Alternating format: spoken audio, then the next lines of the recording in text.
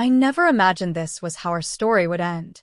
Not once did I picture him walking away, our chapter closing with such quiet, sorrowful finality.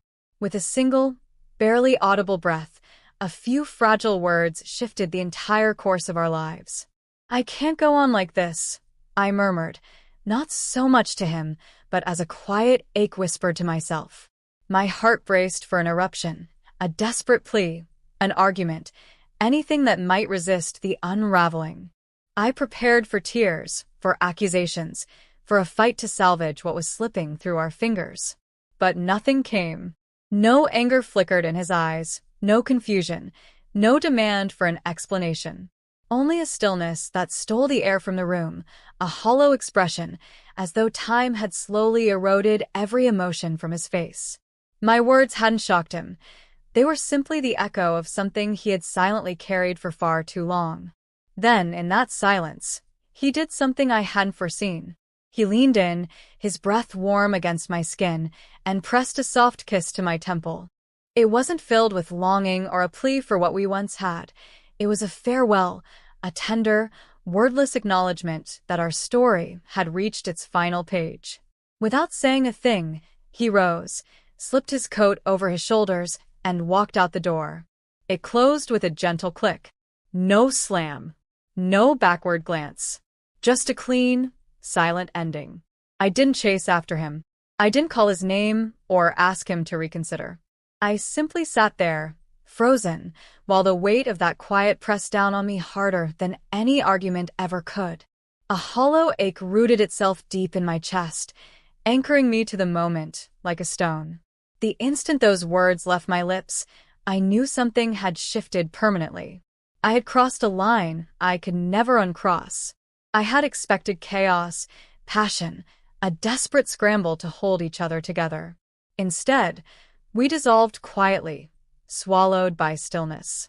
He didn't respond with rage or heartbreak. He simply understood, as if I had spoken aloud what we both had known for a long time. The distance had been growing between us for years, hadn't it? The silence had been louder than any fight. The fatigue had crept in, quiet but relentless. We had stopped being partners. We were simply two people surviving the mechanics of daily life, parenting side by side, but emotionally apart. The spark that had once burned so fiercely between us had slowly died, unnoticed over time. As I waited for a reaction, any reaction, I realized I had waited too long to confront the truth. This wasn't a marriage anymore. It was a routine, a shared checklist, and pretending otherwise wouldn't bring the love back. He looked at me then, and with the faintest, most sorrowful nod, he acknowledged it too. No resistance, no blame, just a quiet surrender. It was almost as though he had been waiting for me to admit it, waiting for someone to finally speak aloud what had remained buried for so long. He stood with a kind of carefulness, as though every movement carried a memory. I held my breath, expecting something more, a lashing out, a final plea, anything. But instead, he exhaled slowly, stepped forward, and kissed my temple. That one kiss held everything we had ever been, the laughter, the pain, the years we had shared, and the ending. Neither of us wanted to speak. And then, just like that, he turned and walked out of our life together. His footsteps faded into silence, and the door clicked shut behind him. Still, I didn't follow. I didn't ask him to stay. Maybe because I knew it wasn't just his choice, it was mine too. We had both reached this point.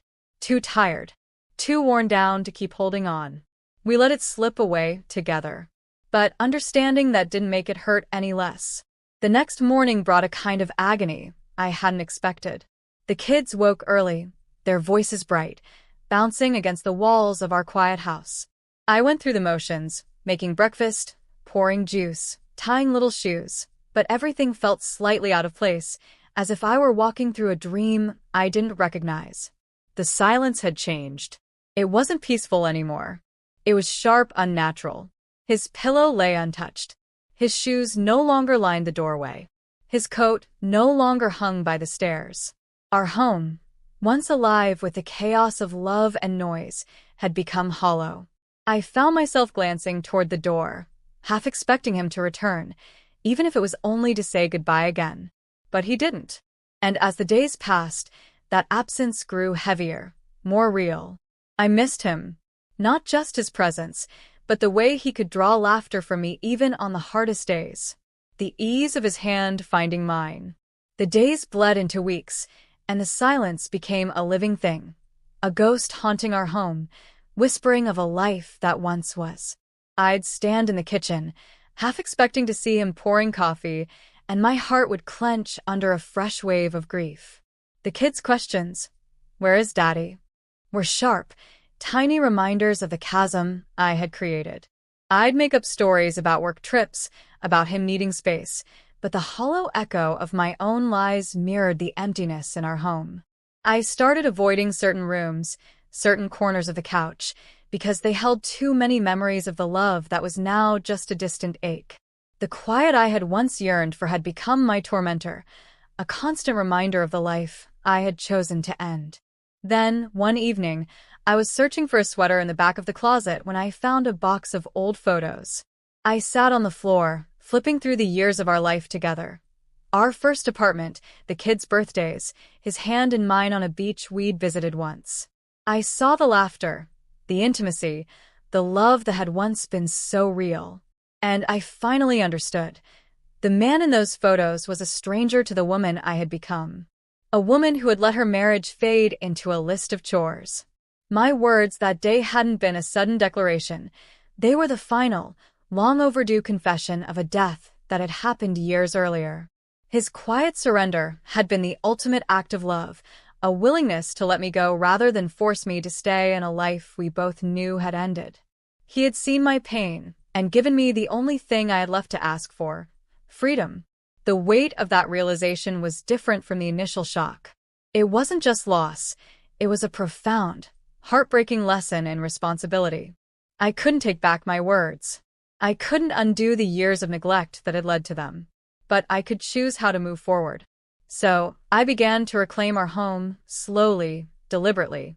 I rearranged the living room, painted the walls, and created a space that felt like my own, not just an empty vessel of a past life.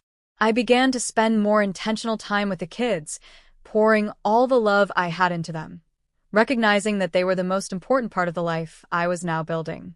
I've learned that forgiveness isn't about taking back what you said or making someone else stay. Forgiveness is a long, painful journey, forgiving yourself for the choices you made and the love you let slip away. His absence will always be a part of me, a reminder of the beautiful, broken thing we once had. But it's not a wound anymore. It's a scar, a testament to the fact that I survived. I don't know what the future holds, but for the first time in a long time, I'm ready to face it, not with the hollow ache of a finished story, but with the quiet resolve of a woman who has finally begun her own.